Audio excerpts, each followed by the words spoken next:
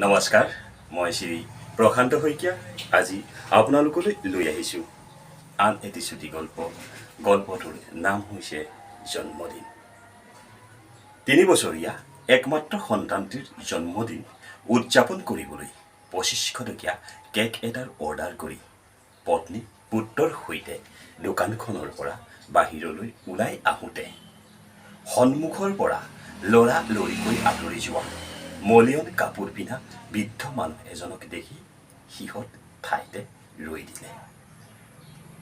জন্মদিনৰ কেক চিনি নোপোৱা সহজ সৰল মানুহজনে এদিন বেকাৰীৰ পৰা ডাঙৰ জেলিবন এটা কিনি নি একমাত্ৰ পুত্ৰৰ জন্মদিন উদযাপন কৰিছিল।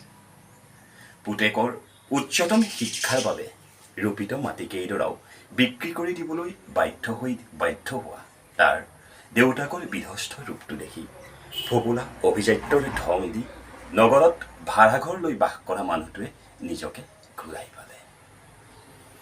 দোকানখনলৈ পুনৰ উভতি গৈ কেকত লিখিবলৈ দিয়া নামটো সলনি কৰি অনুৰণন কৰিবলৈ ক'লে। একমাত্ৰ নাতিয়েকক ককাক আইতাকে মৰমতে এই নামটোৱে মাতিছিল।